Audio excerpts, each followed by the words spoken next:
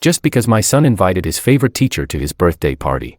Olivia broke down on the spot. She was furious.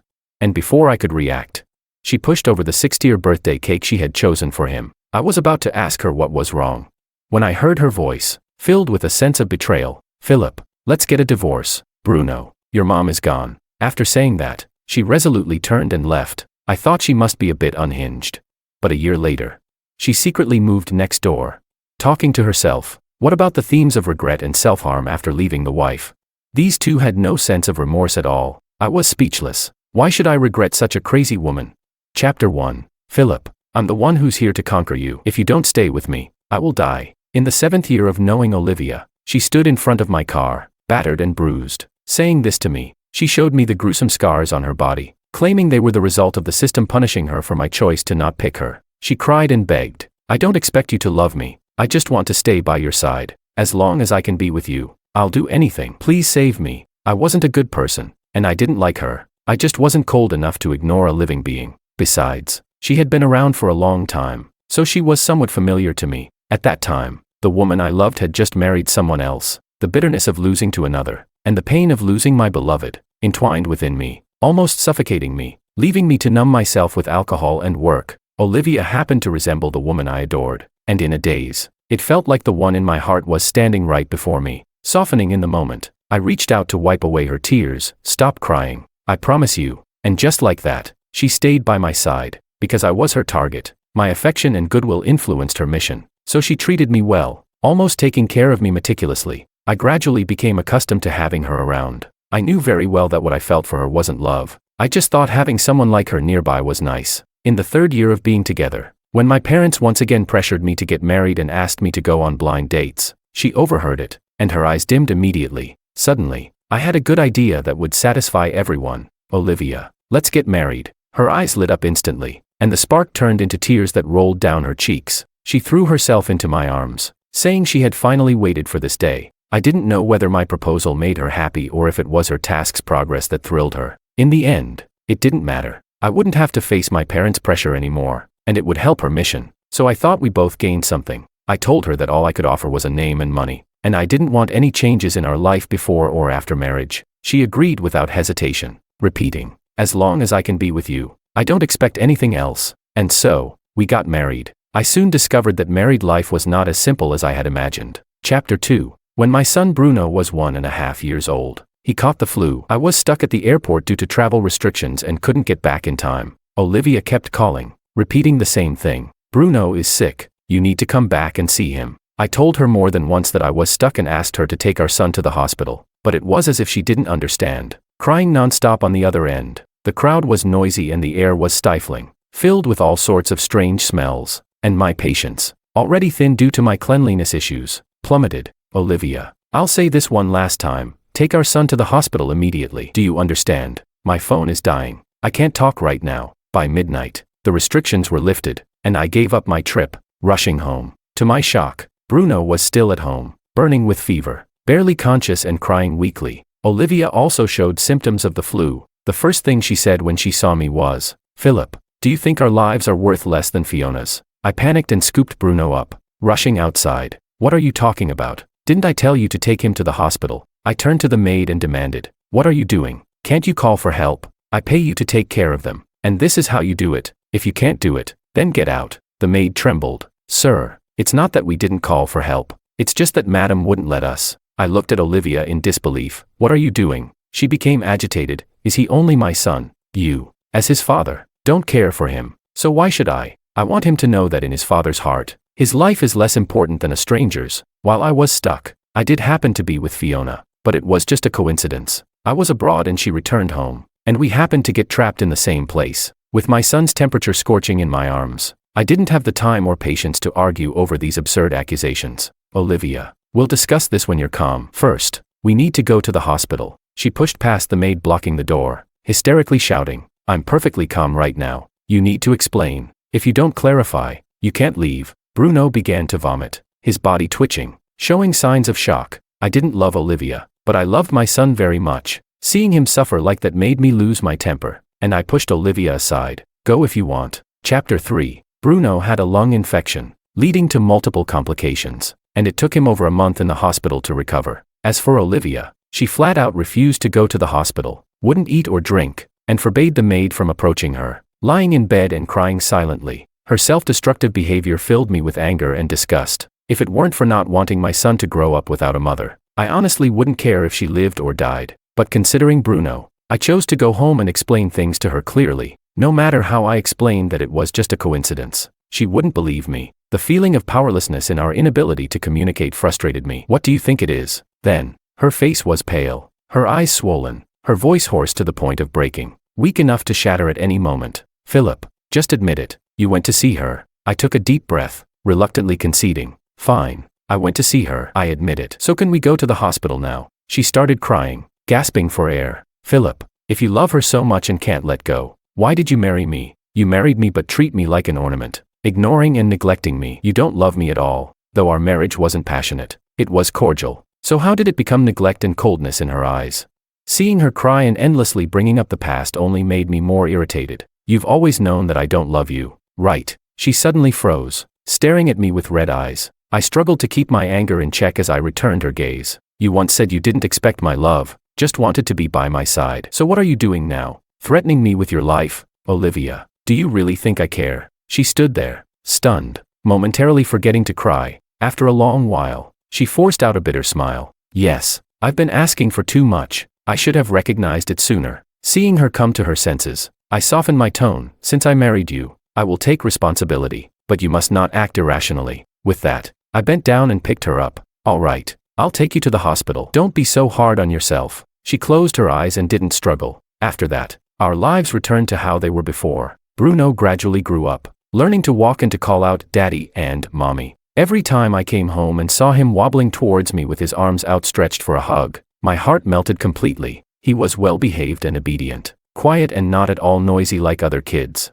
However, because of that illness he had at 1, his body was weaker than that of an average child, so we had to pay special attention to him, to ensure he could grow up healthy. I had originally hired a health caregiver to look after him closely, but not long after, Olivia fired her, insisting on taking care of our son herself. I told her she didn't need to do that. Professional matters should be left to professionals, but she was adamant. "I don't expect my child to get 100% of his father's love, but I will give him 100% of my motherly love." This made me somewhat uncomfortable. I loved Bruno dearly. Even though I was busy with work, I always returned home to be with him whenever I wasn't traveling. Just holding him, even just watching him sleep, relieved my fatigue immensely. So why did it seem to her that I was an uncaring father?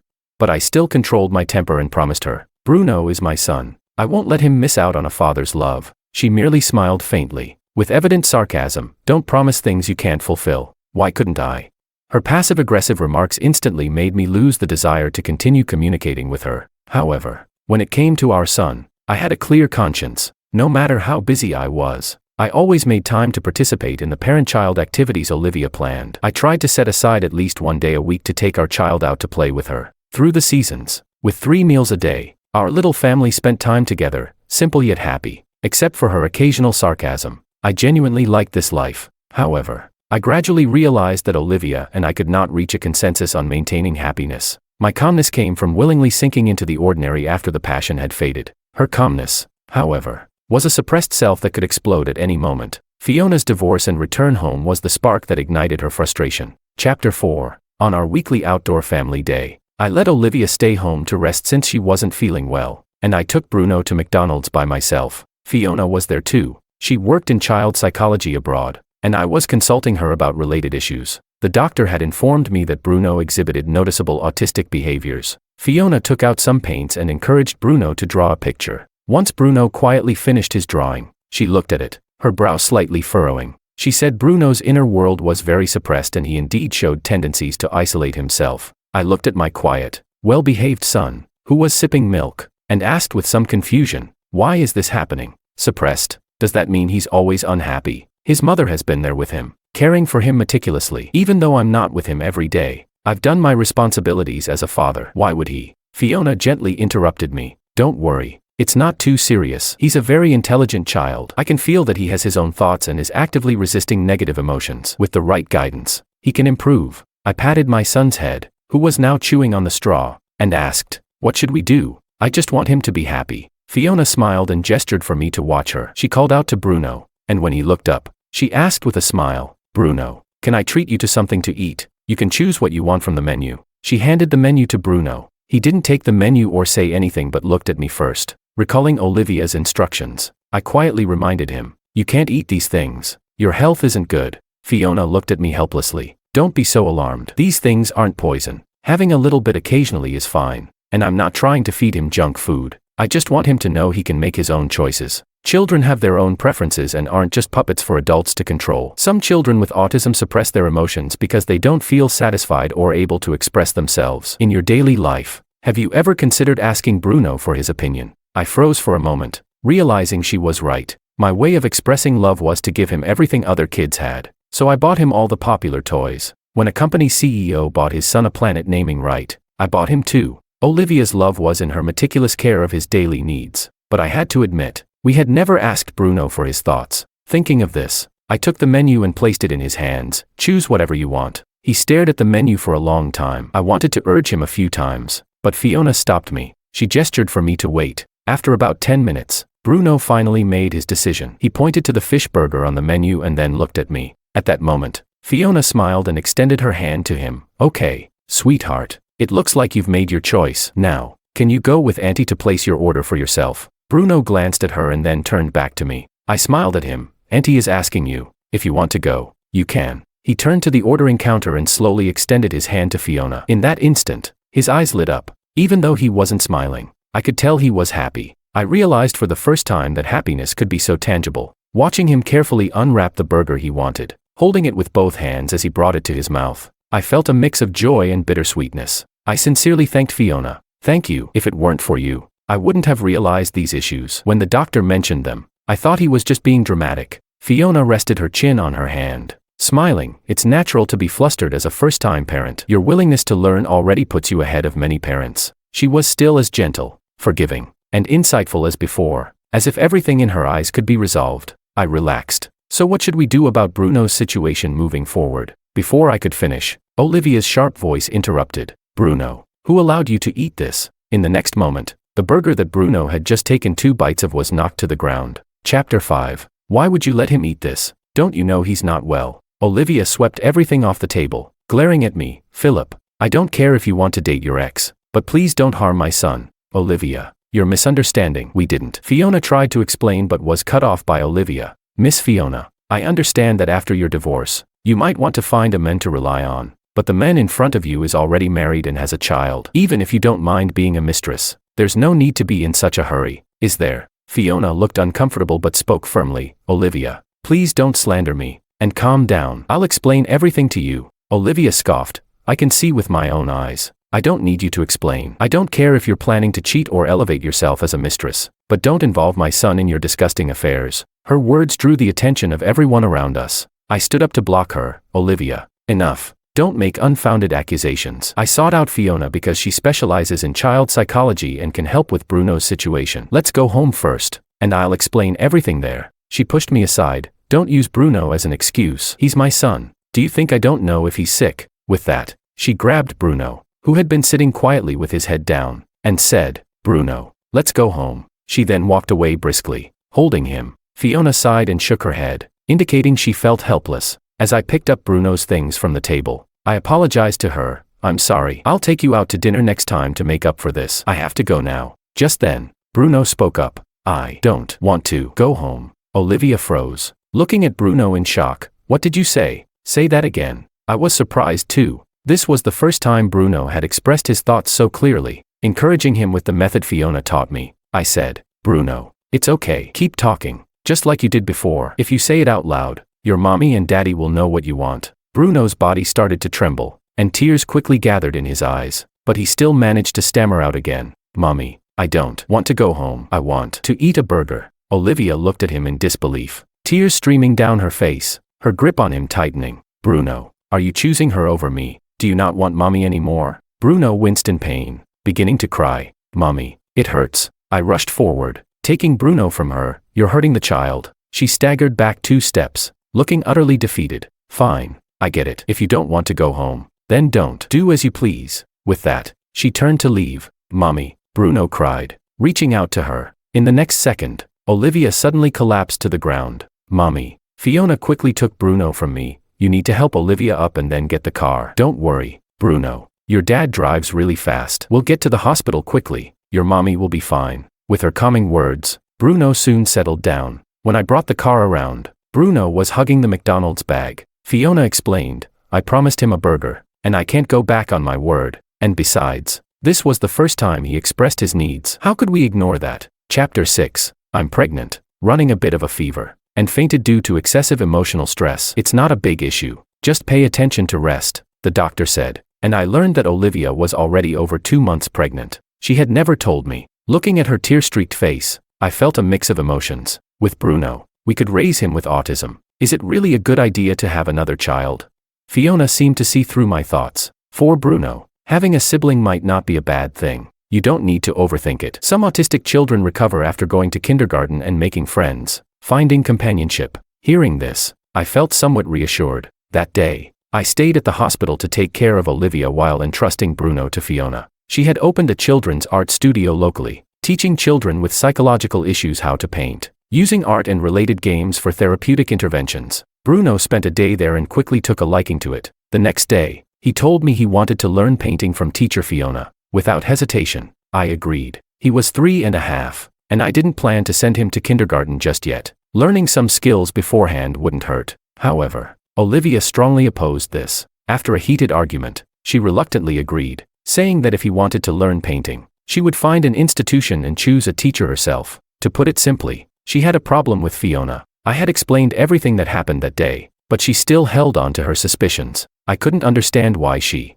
having known Fiona since high school, didn't recognize Fiona's outstanding character and integrity, qualities everyone could see. When I defended Fiona, Olivia responded sarcastically, in your eyes, she's the best at everything, but that's your subjective opinion. I want to choose a teacher for my son based on objective evaluation, and I don't think she's suitable. It's that simple, Philip. It's not that I have a bias against her, it's that you think I do. Isn't that your bias against me? I realized I couldn't win this argument. Fine. If my son agrees, I have no objections. But my son didn't agree. He wanted to go to Fiona. Olivia disregarded his wishes and forced him into a nearby institution. I soon noticed that Bruno's condition had worsened. Although he had some mild stereotyped behaviors before, like speaking less, he could still talk and laugh. After half a month of painting, he stopped speaking altogether. Sometimes, he would even hide under the table. I realized this couldn't continue, but Olivia's opposition led to him stopping classes. I looked into the painting program at the institution and immediately understood the problem. Their teaching method was for the teacher to show you how to paint,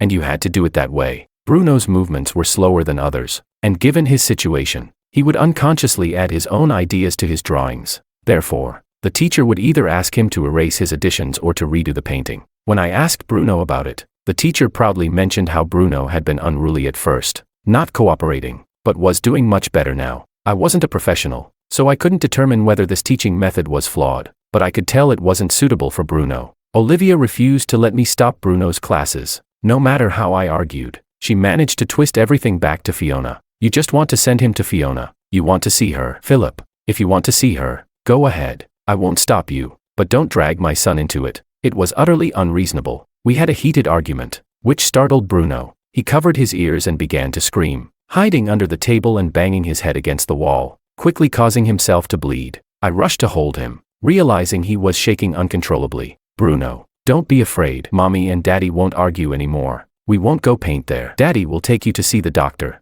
It'll be okay. Olivia lunged to take him from me. Give my son back to me. Give him back. As she grabbed Bruno, I felt his body stiffen instantly, and in the next moment, he bit his lip and started to convulse. I immediately recalled Fiona mentioning the somatic responses. I shouted, let him go. Chapter 7. She wouldn't let go, pulling hard on Bruno. Seeing Bruno biting his lip until it bled, I pushed her away in anger and ran out with Bruno. At the doorway, I saw her fall to the ground and suddenly felt a rush of panic, remembering she was pregnant. I'll have the driver take you to the hospital. After a moment, I added, Olivia, I think you should see a psychologist too. Olivia had a miscarriage. When I took Bruno to the hospital, I didn't notice she was chasing us, crying out as she followed. Then she fell and fainted. It was a passerby who called an ambulance to take her to the hospital. The baby couldn't be saved. I felt immense guilt. Guilty for not bringing that child into the world. Yet I was also confused. Maybe the child didn't want to come into such a dysfunctional family. I temporarily entrusted Bruno to Fiona. To be fair, she had a way of soothing children,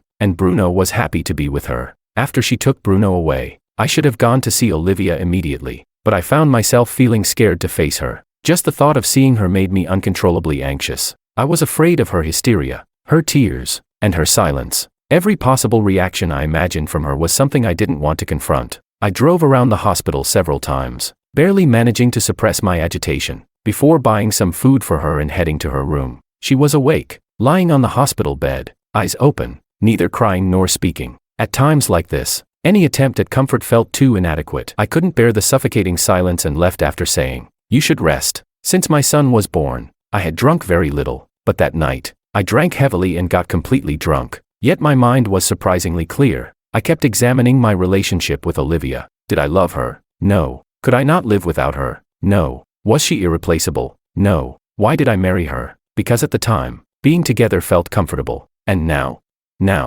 I recalled her calm, deadened eyes, my son's terrified, frozen expression, and the oppressive atmosphere that seemed to suffocate our home. I smashed the bottle, but my emotions found no release. Maybe I needed to see a psychologist too. I began to avoid. During that time, I worked unnecessary overtime at the office, took unnecessary trips, drowned myself in the bar, slept off my drunkenness there, or crashed on the office couch. Whenever I had free time, I went to Fiona's art studio to be with my son. In short, I didn't want to go home and face Olivia. I had no idea how to face her. Her visible brokenness made me feel like an unforgivable villain, but I had never been a good person to begin with. More than a month passed this way until Olivia came to the office to find me. She was made up, calm in tone, her expression normal, as if nothing had happened, but still, I felt as if she sucked the air out of the office. She asked if I insisted on having Fiona as our son's teacher. I didn't know how to explain to her, to make her believe that I wouldn't talk about anything with Fiona except for the child's treatment, that I could convince her of Fiona's professionalism, that our son was improving with Fiona's help, and that it wasn't wise to change therapists lightly for the child's sake. Such simple things suddenly felt impossible to say. I anticipated the predictable outcome of a heated argument. She wouldn't believe me, and we would fight. I was so tired of those meaningless arguments. So, I just pulled up the video Fiona had sent me. In the video, my son was painting an apple tree. The tree was yellow, and the apples were black. Fiona said, "Bruno, your apples look great, so big and round." Bruno looked up at her, dropped the black paintbrush, and picked up a red one, adding a red apple to the tree. As he painted, he softly said, "This apple is for teacher Fiona." Fiona responded, excited, "Thank you for the apple, Bruno. Then I'll give you a fruit too. You can pick your favorite." "Okay." He looked up happily, his eyes sparkling. "Okay. Has he ever smiled like this in front of you? I just want our son to be happy and healthy. I can't think about anything else right now." She chuckled softly. "Is it that you can't think about it, or you've already made up your mind?" See, that tone again. I snatched my phone back, my tone growing firm. "Bruno loves painting and likes Fiona. I'm not planning on changing that." She bit her lip, tension gathering on her forehead, but ultimately, she conceded. "I won't oppose him learning to paint there, but children shouldn't be away from their parents for too long. He at least needs to come home. Starting tomorrow, I'll pick him up and drop him off every day." I had no objections to that. I felt bad for imposing on Fiona. We had reached a temporary agreement. As we left, she asked if I was coming home for dinner that night. Before I could answer, she said to herself, "Whatever." The office couch and the hotel bed were uncomfortable, and the food outside wasn't good, but why was it that I just didn't want to go home?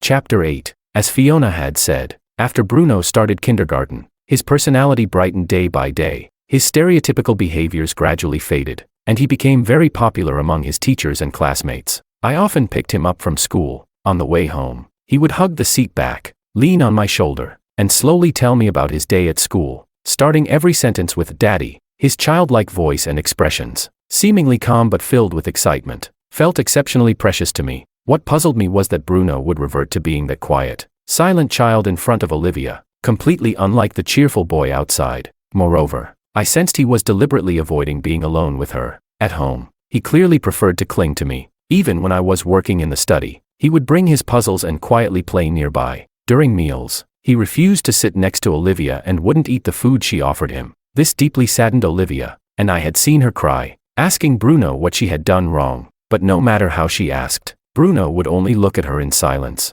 If she pressed further, he would hide away. For the sake of Bruno's mental well-being, I always stopped Olivia from continuing her questioning. Sometimes, when she went too far, I would say something provocative, Love is mutual. If he doesn't like you, you should reflect on yourself, not expect him to provide the answers. You might want to consider why he's good to everyone else but treats you this way. Yes, anyone could see that Bruno didn't like his mother. You could even say he hated her. Sometimes, I felt as if Bruno was purposely trying to provoke Olivia. For example, not long ago, on Olivia's birthday, we had agreed to celebrate together as a family, and Bruno had even saved his pocket money to buy a gift, a bracelet. However, on Olivia's birthday, Bruno said he wanted to celebrate with Teacher Fiona. I tried to persuade him. It's Mom's birthday. Can we invite Teacher Fiona for your birthday instead? He looked a bit disappointed but then pointed to the fruit on the cake. Can I give this piece of cake with mango to Teacher Fiona? She loves mango. Olivia forced a grim smile. Sure, you can give all your cake to Teacher Fiona.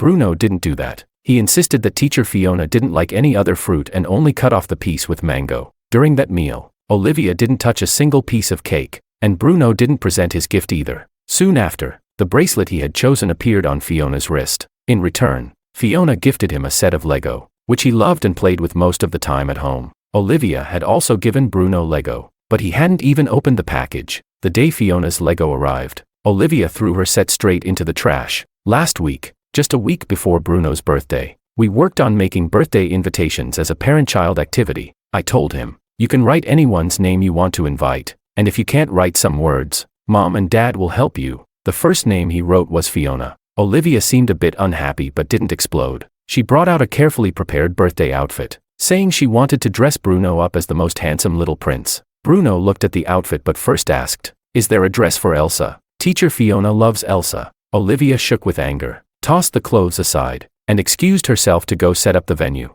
Once again, I asked him why he treated his mother this way. He had never answered this question before, but this time he spoke up. Mommy doesn't love me. I had never seen such a calm, disappointed, and resolute expression on any other child's face. I instinctively began to explain for Olivia. How could your mom not love you? No, Mom doesn't love her. He interrupted me, looking into my eyes seriously. Daddy, she doesn't love me. I know. You love me. Teacher Fiona loves me. Grandpa and Grandma love me. Teacher loves me. And Lara loves me. I know. Wenwen was his homeroom teacher, and Lin Siki was his desk mate. I was speechless, suddenly at a loss for words. But I was sure of one thing, he was deliberately trying to upset Olivia. Chapter 9. Until Bruno's birthday, Olivia hadn't said a word to him. She prepared breakfast for him as usual, got his clothes ready, and took him to school, but they both silently ignored each other. Oh, and she was also ignoring me. Whenever I tried to talk to her, she either pretended not to hear or responded coldly. I had long gotten used to this state, so I stopped trying to force the issue and spent my time with Bruno, playing games at home. It was a clear division in our little family of 3. A week passed in the blink of an eye, and Bruno's birthday party began. Chapter 10. I hope my dad doesn't work overtime, exercises regularly, and stays healthy. I hope my grandparents live a long life, and that Aunt Fiona stays young and beautiful, and is always happy. When Bruno made his second wish, Olivia's expression had already darkened. Fiona, who was standing next to him, noticed as well and gently tried to smooth things over. The most important person should be saved for last. Your last wish must be about your mom, right? Bruno closed his eyes and continued. I hope my teachers and classmates. Olivia didn't let him finish. She rushed onto the stage, shouting, and knocked over the 60th birthday cake we had chosen together, then did the same to the nearby buffet. She went wild, sweeping everything within reach to the floor, like she was venting her frustrations. She stomped on everything she could reach and screamed, shut up, shut up. She glared at Bruno, shouting, are you doing this on purpose? Do you hate your mom that much? Bruno stood still, looking at the wreckage on the floor, murmuring, 66 times. Just as I was about to ask what the 66 times meant, Olivia had already lunged at Bruno, grabbing his shoulders and shouting, look at me, tell me why you're treating me like this, speak. Her emotions were out of control, and her nails dug into Bruno's skin. Bruno almost immediately froze, his pupils shaking. I quickly stepped in, pushing her away and shielding Bruno behind me. Olivia, whatever it is, we can talk about it after the party. Today is our son's birthday. Do you really have to cause a scene? She staggered a few steps back, suddenly laughing. At first, it was silent, then it grew louder, until she was laughing crazily, tears streaming down her face. I'm causing a scene, am I? Some parents tried to step forward to comfort her, but she shoved them away, shouting, don't touch me. The sudden turn of events shocked everyone, and some children were already crying in fear. I closed my eyes, forcing down my anger, and walked up to her, speaking softly, Then what are you doing right now? There are so many people here. How can you make a scene like this? She screamed and pushed me away. What does it matter to me? Did I make it like this? Why is everyone blaming me? I wasn't prepared for the shove, and I stumbled into the buffet table, cutting my palm on the glass shards. The pain instantly shattered my composure. I could no longer hold back, saying, "Olivia, that's enough." Afterward, I instructed the servants, "Take her upstairs to rest. She's not feeling well." Olivia shook off the servants who approached her and began to laugh again, retreating while still laughing. "Enough. Yes, enough. I've had enough too." "You're right. What's there to make a scene about? I won't make a scene anymore. I'm tired. I won't cause trouble anymore." Once she had retreated a safe distance, she wiped her tears away, looked at me coolly, and said, "Philip, let's get a divorce." After saying that, she turned to our son, who was standing there frozen, and with a mocking smile, said, "Bruno, as you wished. From today on, you have no mother." I turned to look at Bruno, although he hadn't moved. His body and hands trembled, and he was biting his lip hard enough to draw blood. I took a deep breath, then let it out heavily. Having made up my mind, I walked over and embraced Bruno, calming him before turning to Olivia. "Are you sure?" She nodded. "I'm sure." "Okay." As soon as I finished speaking, she turned and walked away, leaving behind a chaotic scene and awkward guests. The party could no longer continue. I called Fiona again to temporarily help take care of Bruno. I apologized to the guests and gave them the party favors we had prepared for the children before sending them all out the door. After finishing these tasks and looking at the chaotic hall, I felt completely drained, but I still forced myself to message Olivia, "You can draft the divorce agreement. You can set any terms except for custody. I'll sign whatever you write." She quickly replied, "I wouldn't want custody of this ungrateful child even if you offered it to me. I'll send you the divorce agreement tomorrow. Just sign it, and don't contact me again until the paperwork is done." Looking at her words, I felt an unbearable sting. Chapter 11. The day we went to the Civil Affairs Bureau to handle the procedures was sunny. As I walked out of the Civil Affairs Bureau with the divorce certificate, I felt an unexpected sense of liberation, as if a heavy stone had been lifted from my chest. I saw Olivia standing outside and thought she hadn't driven here. Thinking we had been married, I asked, "Where are you going?" "I can give you a ride." She coldly replied, "No need. Someone is coming to pick me up." I nodded. "All right, then I'll head off first." As I drove away, I did see a car stop beside her, and she smiled as she ran over. It had been a long time since I had seen her smile like that. Indeed, the divorce was for the best for both of us. She could smile like before, and I didn't have to feel so suppressed. Most importantly, Bruno was visibly brighter. It was only in these past few days that I learned the reasons behind Bruno's dislike for Olivia and what he meant by the 66 times. It turned out, unbeknownst to me, Bruno had endured much more than I could imagine. For instance, when I was out for work events, Olivia would always prepare a full table of food for us, and if I didn't return, she would heat the dishes again and again, not allowing Bruno to eat until I got home. She would tell Bruno, "While we're starving, your dad is out eating with others. He doesn't care about us at all." Then late at night, she would throw all the food in the trash. When Bruno could no longer bear the hunger, she would cook him a bowl of noodles, saying that only his mother loved him. For example, when I was on business trips, she would stay up all night, holding Bruno and lamenting about her sacrifices over the years and how ungrateful I was. Then telling Bruno that I was on business to meet Fiona. She'd say that once I had other children, I wouldn't want him anymore, and that they could be abandoned at any time. The 66 times Bruno mentioned referred to the number of times he remembered Olivia throwing food away. She tried to paint me and Fiona in a bad light to cast herself as the victim and win Bruno over to her side. Unfortunately, Bruno was a smart, sensitive, and thoughtful child. Initially, he became depressed and withdrawn due to the abnormality of our family, but with Fiona's treatment, he learned to reassess love, to feel love, and thus came to a truth: his mother did not love him. Love is reciprocal, especially for a child. It is even more so, but fortunately, those torturous days finally came to an end. While driving, I received a call from Bruno, who said that Fiona had told him his painting was sold at an art exhibition, so he planned to use the money he earned to take me and Fiona out for hot pot, to celebrate our new life ahead. I laughed and replied, "Okay, I'll pick you up in 10 minutes. Chapter 12. Olivia's Perspective. I am Olivia. When I was in a car accident, on the brink of death, I was pulled into this world by a so-called system. My task was to win over the male second lead, Philip. As long as his love value and affection value for me reached 90%, I could return to my original world and regain my health. However, after 10 years by his side, his love and affection values had always remained below average. If this continued, my task would fail. After discussing with the system, We decided to take a gamble, to convert his love and affection values into regret values. This meant that as long as he regretted his actions, I could complete my task. But how could I make him regret it? I researched many successful cases in the system's library and found that playing the sympathy card was the most effective method. So, I used Fiona's return to the country as part of my plan. At the moment of his greatest happiness, I created conflicts, fueled the discord, and gradually accumulated my moral capital before leaving his world. As for Bruno, his regret value was also counted. I had already planted many suggestions in his mind. As he grew older, he would understand what kind of person Fiona was and, in turn, remember my goodness. I opened 2 storylines, one for winning over a wife and the other for a mother. If I succeeded, I would receive rich rewards. On the day I proposed the divorce, Philip repeatedly asked if I was sure. Wasn't he reluctant to let me go?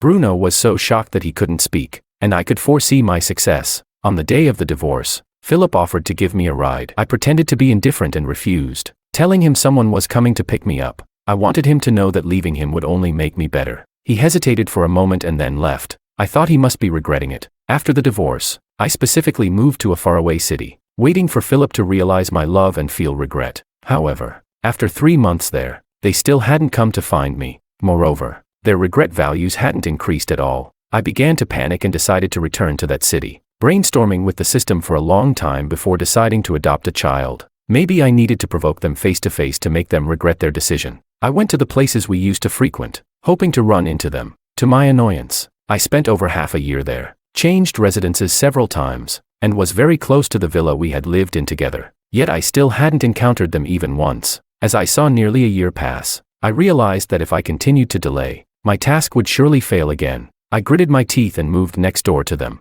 convinced they would have to see me. On the first night after moving in, I saw them. In the yard, I watched Philip holding Bruno's hand, chatting and laughing as they walked to the next door. Philip was wearing casual slacks, had changed his hairstyle, and wore a faint smile on his face, looking much gentler and more composed than before. Although I didn't want to admit it, his current state was clearly better than before. Bruno had grown taller, changed his hairstyle, and wore a little suit with a small watch, chattering non-stop. "Dad, my teacher said my English is great, so living abroad wouldn't be a problem." Philip responded with a of course, my son is the best." Bruno proudly lifted his chin and continued, "Did Fiona tell you? Last week at her art exhibition, 2 of my paintings sold. Dad, I can earn money now." Philip enthusiastically encouraged him. "That's right, you're amazing. When I was your age, I couldn't do anything. I was still standing there in a daze until they walked into their yard. They looked so happy, so much so that it seemed they didn't need me at all. This terrified me. If my leaving hadn't made them regret, what meaning did my actions hold?"